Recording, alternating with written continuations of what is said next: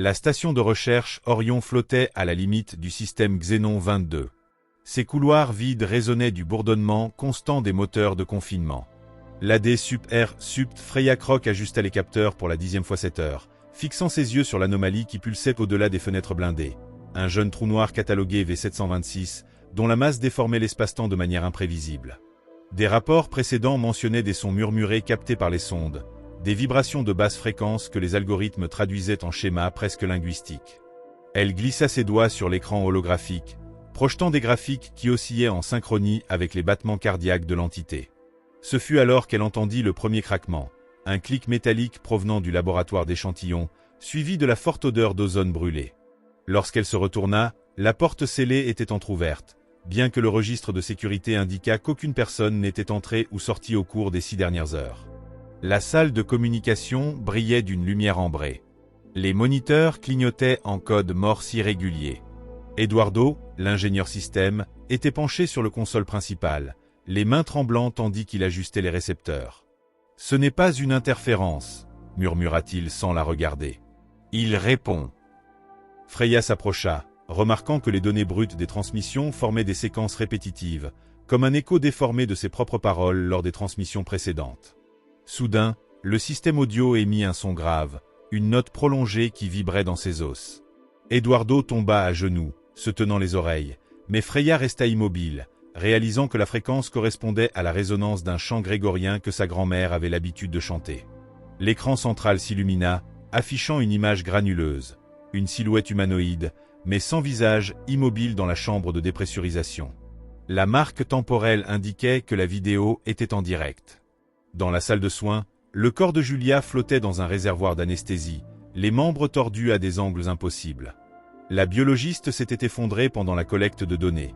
Son squelette se réorganisait en une structure symétrique, mais non humaine. L'AD Sup-R Sup Croc passa des heures à analyser des échantillons de tissu, découvrant des traces d'éléments qui n'existaient dans aucune base de données. À 3 heures du matin, le système de ventilation s'arrêta, et l'air devint dense avec l'odeur de rouille et quelque chose d'organique, comme de la viande rôtie.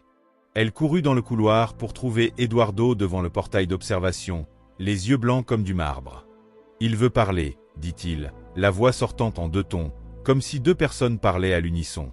Derrière lui, l'anomalie s'était étendue, sa limite engloutissait les étoiles voisines, tandis qu'elle ondulait comme une membrane vivante. Freya sentit quelque chose toucher sa nuque. Pas une main, mais l'absence de pression, comme si l'espace autour d'elle avait été aspiré dans un vide. Les registres de bord de l'Orion se terminent brusquement à 4h47 avec une dernière entrée écrite dans des caractères qui se désintègrent en taches d'encre sur les bords du papier. Une transcription partielle mentionne des conversations avec le vide et la grammaire de l'obscurité. Le vaisseau de sauvetage envoyé 3 semaines plus tard trouva la station intacte, mais vide, avec tous les systèmes fonctionnant normalement.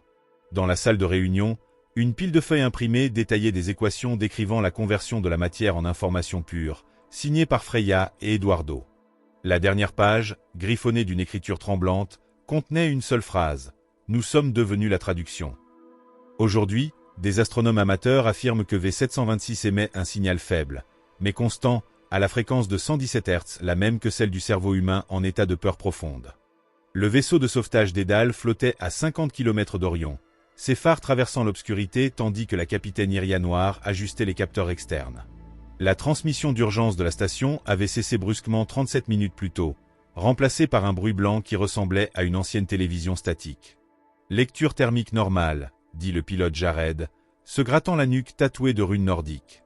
Aucun signe de dommage structurel. Iria fronça les sourcils, observant l'image de la station sur le moniteur, intacte, mais avec les lumières intérieures clignotant à intervalles irréguliers, comme un cœur en fibrillation. Elle ordonna le lancement d'une sonde qui retourna avec des données contradictoires, atmosphère stable, mais avec des traces de composés inconnus, semblables aux phéromones d'insectes sociaux. À l'amarrage, l'odeur d'ozone les accueillit, plus forte près de la salle de communication, où les moniteurs affichaient toujours la même séquence de nombres premiers en boucle. Jared fut le premier à remarquer les dessins sur les murs de la chambre de dépressurisation, des spirales géométriques faites d'une substance visqueuse et noire qui brillait sous la lumière artificielle. « Ce n'était pas dans les transmissions », murmura-t-il, frottant un fragment entre ses doigts. La substance s'est accrochée à son gant, s'étalant comme de l'encre vivante avant de s'évaporer. Iria s'avança jusqu'à la salle de soins, trouvant le réservoir d'anesthésie vide, sauf pour une pellicule argentée au fond, qui se contracta lorsqu'elle fut touchée. Dans le couloir suivant, ils entendirent des voix étouffées provenant de la salle de réunion. En entrant, ils virent les corps de Freya et Eduardo assis à la table, immobiles, les visages recouverts d'une couche cristalline qui réfléchissait la lumière comme des diamants.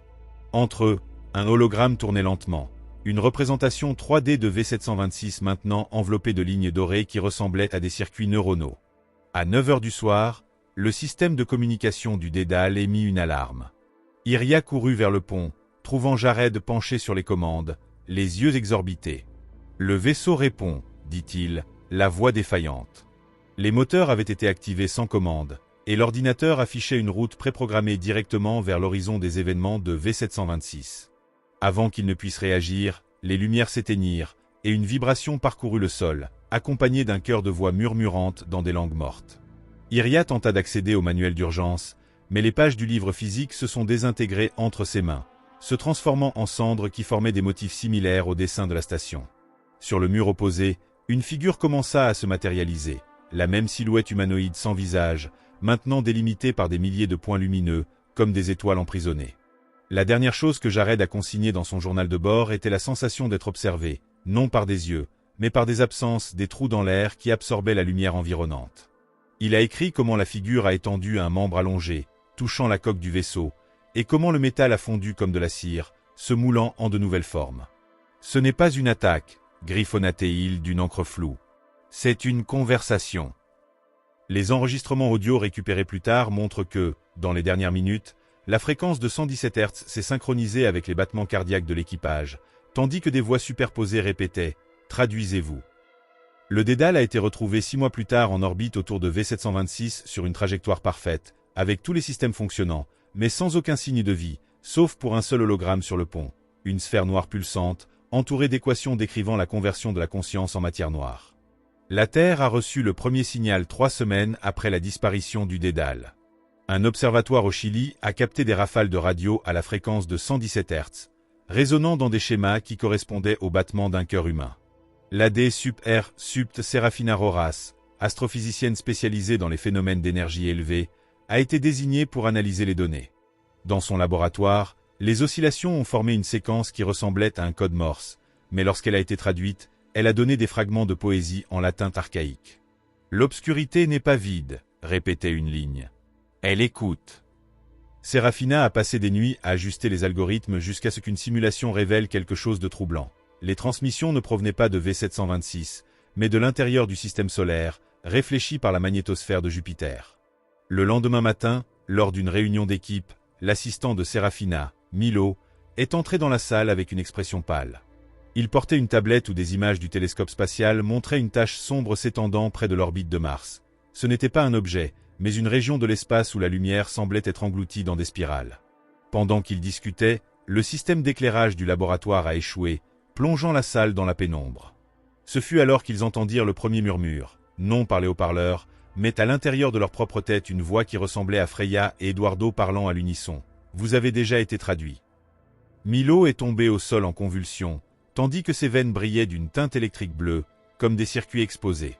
À minuit, Serafina a décidé d'injecter le signal dans un simulateur de réalité virtuelle pour visualiser sa structure. Le programme s'est effondré en quelques secondes, mais a projeté une image fugace, un réseau de filaments noirs reliant tous les points où l'anomalie avait été détectée, y compris la Terre elle-même. Horrifiée, elle réalisa que les nœuds du réseau correspondaient à des événements d'extinction de masse à l'époque préhistorique. Avant qu'elle ne puisse partager la découverte, le système de sécurité du laboratoire a verrouillé toutes les sorties. Les écrans ont commencé à afficher des vidéos en boucle, des personnes à travers le monde paralysées dans des postures étranges, leur corps recouvert de la même substance visqueuse que les murs de l'Orion. L'une d'elles était la fille de 6 ans de Serafina, souriant à la caméra, tandis que sa peau se transformait en une couche cristalline. Dans le dernier enregistrement de son journal, écrit avec un stylo qui a laissé couler de l'encre noire sur les pages suivantes, Serafina a décrit comment l'obscurité est entrée par la fenêtre du laboratoire, non pas comme une absence de lumière, mais comme une présence qui a enveloppé son bras droit. Elle a senti des informations transférées dans son esprit, des équations, des souvenirs de Freya, l'odeur d'ozone, la voix de sa grand-mère chantant. Juste avant de perdre connaissance, elle a compris que V726 n'était pas un trou noir, mais une sorte d'esprit utilisant la structure de l'espace-temps comme langage. La dernière ligne griffonnée, presque illisible, disait « Nous sommes la grammaire. Nous sommes la traduction ». Aujourd'hui, les satellites détectent encore le réseau de filaments, qui s'étend maintenant jusqu'à l'orbite de la Lune. Certains affirment que si vous syntonisez une radio dans les profondeurs de l'océan, vous entendrez des enfants murmurer dans des langues qui n'existent pas, tandis que l'obscurité s'approche non pas pour détruire, mais pour réécrire.